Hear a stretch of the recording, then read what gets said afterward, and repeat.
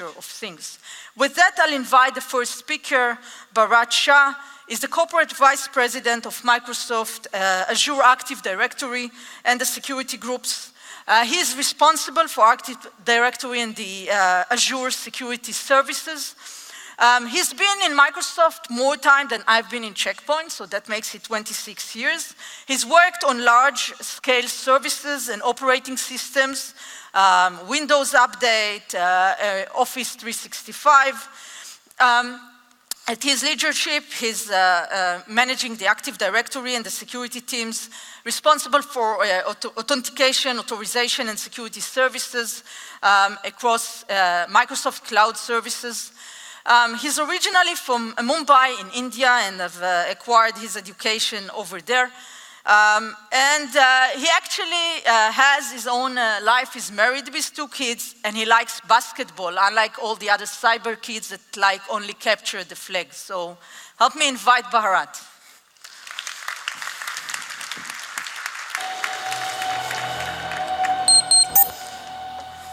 Thank you.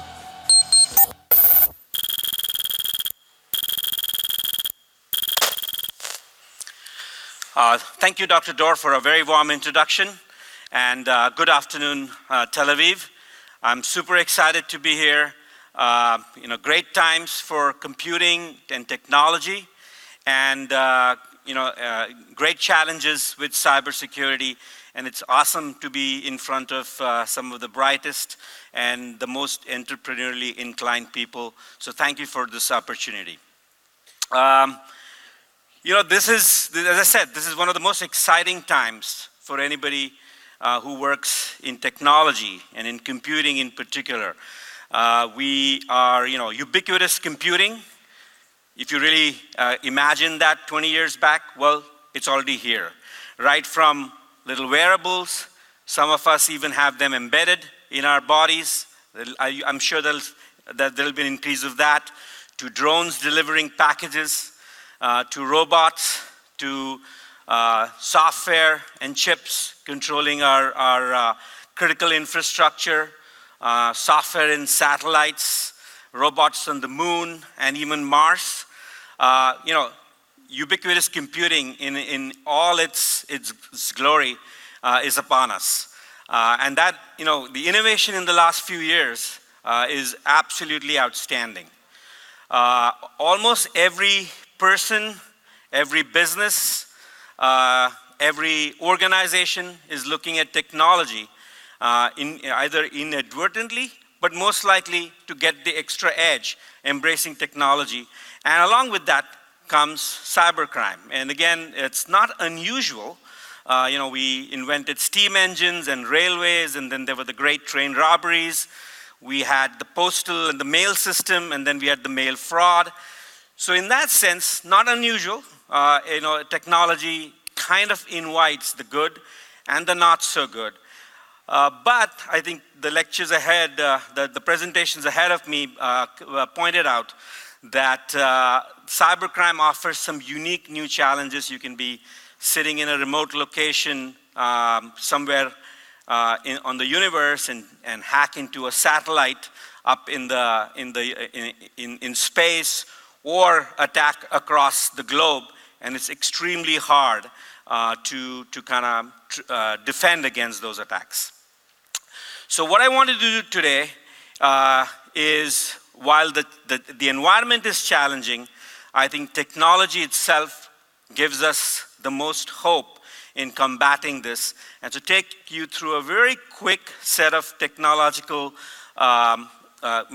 elements of technology that I think hold the most hope for us to kind of rally around. We talked about collaboration, but I also think our defenders, our responders, are also our big hope. And so I want to kind of quickly give you a tour of what are some of the things that are top of mind in me. Most of the things that I'm going to talk about is technology that is available, and some of it is already being used. There are a couple of things that are aspirational, but let me kind of, take you through that. Okay, so to organize this presentation and kind of how I think about the problem, I just use a framework. I use a framework that is more familiar with the security community, I believe. The protect, the detect, the remediate, the framework. Of course, there are different combinations of it, but I use this to kind of organize ourselves. And then the other reason why I think this framework's useful is I'm kind of beyond this controversy of whether protection is overrated and detection's where all the fun should be or not. I think the innovation across all three spectrums have to come together. And I think you have to kind of look at all three and innovate in all three areas for us to have a real fighting chance to get ahead of the cyber criminals. And so that's kind of, and in Israel especially, if you're an entrepreneur, look at it in the broadest sense, because there are opportunities in each of these areas that I think are very interesting. So let me start with the protection. And again, some of the things are very new, relatively speaking. Just recently, Intel announced what is called as the control flow enhancement technology. Basically a shadow stack. And what it does is eliminates a whole class of problems that arise from return-oriented, jump-oriented programming. It is one of the most prevalent software vulnerabilities that hackers exploit. And it is really one of the most incredible things for me to say that this has the potential in a couple of years as the chips go to mass market to eliminate a whole class of problems that have plagued us. We have made progress with data execution protection, static and dynamic analysis, but this technology lies in the same bucket of really going to the source of a fundamental class of problems that plague our software. Equally exciting to me is the virtualization and additional protection boundaries that hardware is creating for us. Along with that, of course, we need an operating system and firmware, etc., to build the whole stack. But use of TPMs, we heard about passwords in Dr. Doerr's presentation. Using the TPMs to store passwords that are protected against even the administrator on the machine stealing them is a fantastic innovation.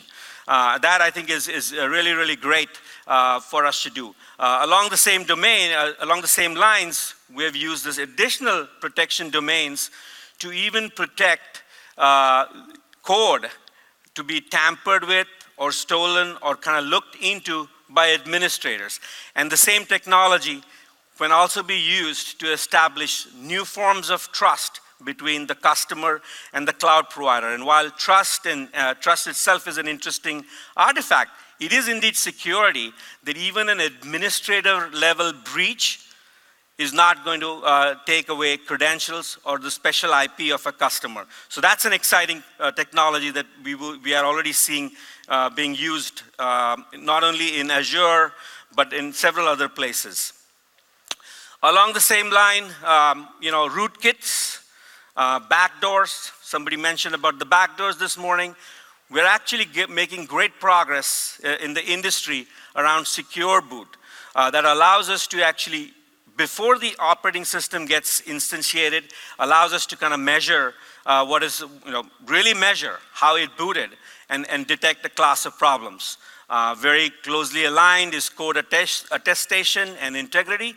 For large-scale servers, such as Azure and every other cloud, having only signed code run on our backends is a fantastic kind of advance that will make malware on servers much harder to get to.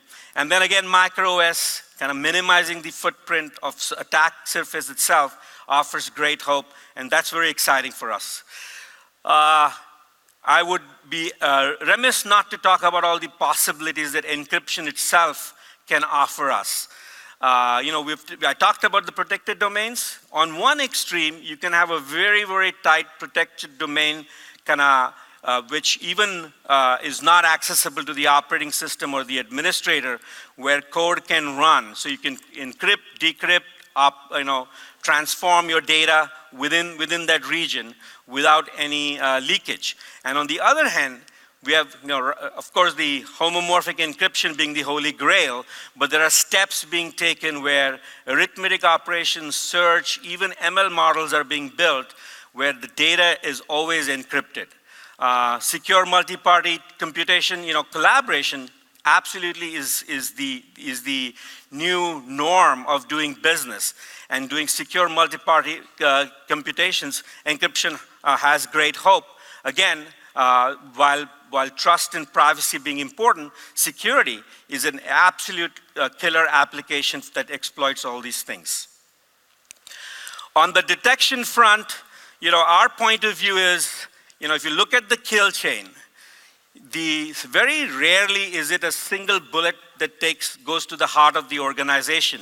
If you follow how these sophisticated attacks happen, they kind of use a variety of different things. They follow the normal kill chain process. So using the widest aperture across your enterprise to actually detect malicious activities is one of the key innovations we are very much bullish on. We look across endpoints, clients and servers, identity and user behavioral analytics, network, of course, very, very important. We even find pretty high correlation between software crashing and that piece of software being under attack. There is lots of research being done, and I think that is another example of looking at multiple inputs, multiple signals, and being able to correlate across them. Lots and lots of innovation in big data, machine learning at cloud scale, super important. We use it pretty regularly and in a very, very interesting ways across our identity stack, across Azure. Huge opportunities there for us. And while we have had years of work on kind of correlation. Correlation is still important, but anomalies and baselining and looking at anomalous behavior holds great hope for us to improve the detection even further. The most important thing for me, of course, is the cloud effects. What we see happening to one tenant or one individual in the cloud, we can learn and apply to literally millions of tenants and millions of users. And that actually is great hope. I know that a lot of anti-malware products use it, but I think that the cloud effects gives us some immense power in kind of having detections better. And though, I can talk, a lot about honeypots and deception. I think in Israel especially, deception is very, very widely used. Lots of startups working on it.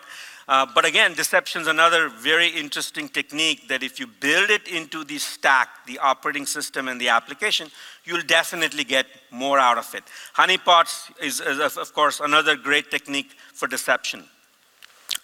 One of the things that I find a little bit, one of the things where I think the opportunities are still ahead of us is remediation.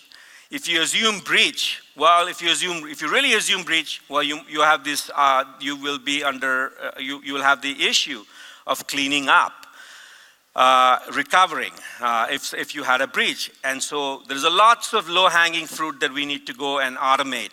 Rolling over keys, rolling over certificates, making sure if you see suspicious activities, lock out the account, let the user multi-factor his way back in and reset his passwords.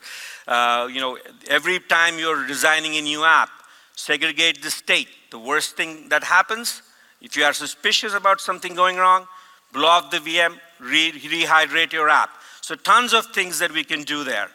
The other beautiful thing is that with cloud, we have learned how to build cloud services with a set of cloud principles. We partition so that if something were to go wrong, the fewest number of users are impacted. That's a superb technique for security. We've learned how to kind of build recovery-oriented design into the stack. That, of course, is also an extremely important thing that will help security. Wherever you have high impact operations like delete records or something like that, soft delete is a fantastic thing. We've learned that human beings may make mistakes, customers make mistakes, so we build soft deleting. I think those kind of techniques are going to be super valuable. And then multi-party access control. If you're going to wipe out a whole bunch of data, make sure more than one, two, or maybe three people, three individuals sign off. before such an operation can take place. So these are the kind of things that we have to do, but I still think that the biggest opportunities of building in remediation and recovery are still ahead of us. What else do we have? Collaboration. We've talked a lot about collaboration, so I won't really repeat everything that everybody else has said, but I still think this is a really, really huge opportunity for us to go and work on. Threat intelligence is the easiest thing, but I think that there is attribution. Knowing the adversary, who is doing what, and how to react to it is an immensely important thing that if the big software players were to kind of focus on collaboration, we have huge opportunities here ahead of us to really at least go after the really tough, big criminals to start off with. Easier said, hard to do, but I think at the end of the day, the economics itself will take care of it. We will figure out how to collaborate rather than reinvent everything on our own. As a cloud vendor, I think I have a red team, I have a blue team, we even have a green team now. We see great opportunities ahead of us in using real simulation at cloud scale with our red team, where we can really practice a response and how we actually recover from it. And I think doing that closer to real life is much more interesting. And then, of course, what about the modern defenders? I actually think, and I credit this to my two colleagues, John Lambert and John Walton, our defenders have actually taken a very interesting way where we kind of assume breach, but don't look at just assets to protect, look at the graphs, the security graphs. We don't really worry about incidents, we really pop out and look at the adversaries. And then finally, I really do think that it is time for us to be the full stack defenders, not point solution defenders or look just at layering more solutions. We really have to understand the whole stack, and in it lies the best opportunities ahead of us. So with that, I think I'd like to kind of again close on the optimistic note that technology itself has the best hope for us in keeping ahead of the situation.